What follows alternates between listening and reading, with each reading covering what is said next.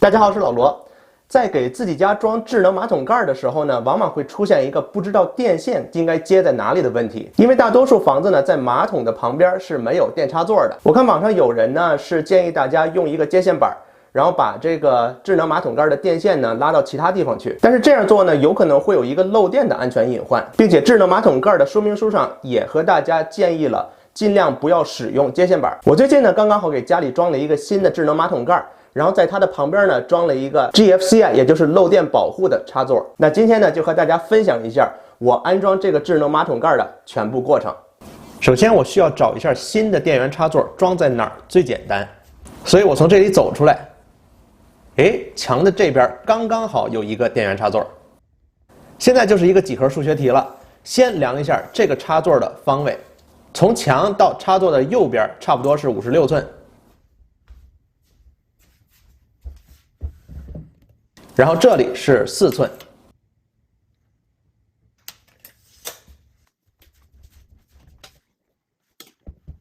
这个墙的厚度是差不多4.5寸，我数学不好，就算5寸吧，不需要太精确。然后56减4减5等于47，我从洗手间里面的墙量到47寸，就差不多刚好在那个插座的位置，也就是说，利用墙那边的那个插座是可行的。下一步我需要找到固定这个现有插座电荷的 stud 是在左边还是右边。好了，这个 stud 从这个角度看是在电荷的右边，也就是说从洗手间里边看的话，最容易的方法是把新的插座安装在红色箭头指向的区域，刚刚好在2个 stud 之间的空心区域。如果安装在其他位置，就需要在 stud 上钻孔才能够把线穿过去，那样就麻烦多了。这里我在47寸的位置找到那根 stud。也就是说，在这根 stud 的右边安装新的电源插座是最简单的。在墙上开洞之前呢，我在最后量一下来确认没有画错位置。好了，47寸在这儿，墙的那边的电荷呢，就算差不多3寸吧。我这边的电荷从52寸开始就应该没问题了。相信有人会问，这2个电荷为什么不一前一后安装在一样的位置呢？问题是这样的，就是一个电荷它是有这种深度的。假设你现在墙只有这么宽，你一个电荷已经在这儿了，另外一个电荷你安装的时候，它就会比这个墙多出来。这就是为什么我没有一前一后把这个电荷安装在同样的位置，而是把它们错开来。这个地方有点小，所以这个磨切机的刀片需要转到90度，这样就好切多了。我还是习惯先开一个很小的洞，然后把手指头伸进去摸一摸呀，看看有没有什么意想不到的东西。然后感觉了一下，这个地方应该没什么问题。不好意思啊，刚刚我的手机内存满了，所以没有录到开这个大洞。但是其实开大洞和开小洞差不多，就是洞大些。那我们现在要动电了嘛，所以我们要把这个插座的电闸拉断。这里可能有人会问哈，既然电闸都拉了，为什么还这么亮呢？那是因为我这儿有个灯。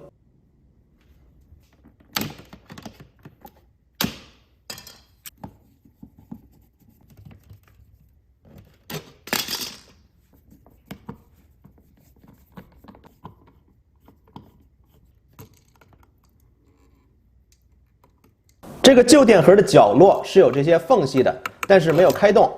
这个地方呢，就是为了拉新电线用的。这里我用了一个平头改锥，把这个洞打开就可以走线了。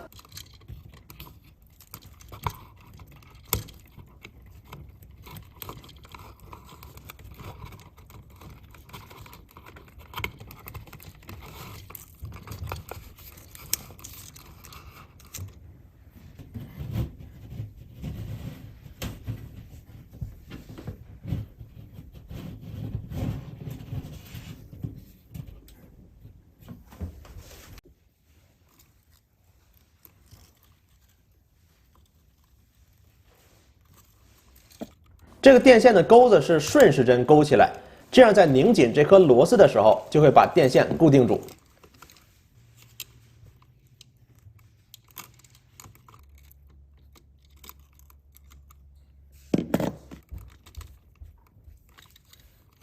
我发现我这个手机内存又满了。铜线的连接方式呢是这样的：几根铜线用接线帽接一起，然后一根铜线引出来接到插座上。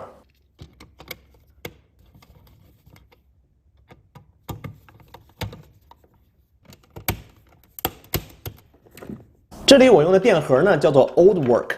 关于选择 Old Work 或者是 New Work 电盒，我在怎样增加新电源插座的那期分享的3分15秒处有详细的解读，有兴趣的朋友们呢可以去看一下。我把电盒上面的一个洞打开，这样电线就可以穿过来了。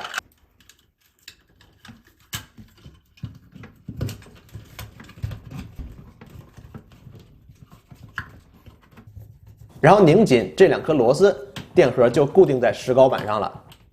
因为这个新电源靠近一个水源，所以我需要安装 GFCI 电源插座。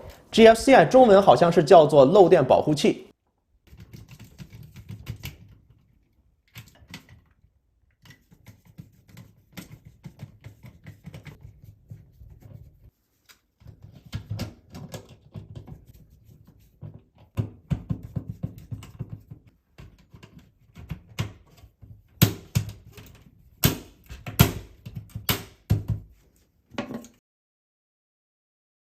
按下 GFCI 插座上的 Reset 按键，这个插座就通电了。Reset 下边还有一个 Test 按键，是用来测试这个漏电保护器插座的保护装置是否正常。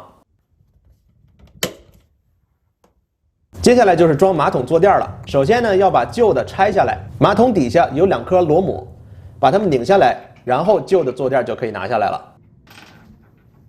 拿下来的坐垫呢，免不了有一些颜色不是很好看的东西，我用消毒纸巾把这些都擦掉了。下一步就是把马桶的水龙头关掉，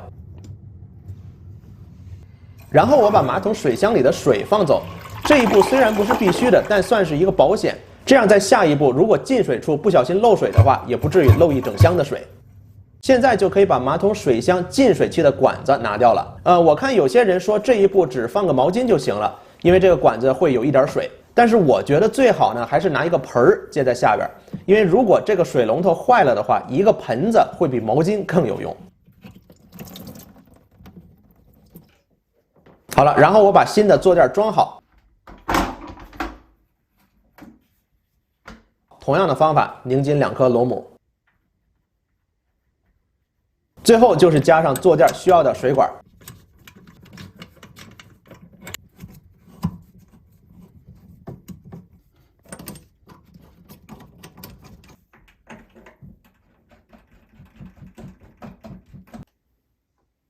然后这个智能马桶坐垫的安装就完工啦。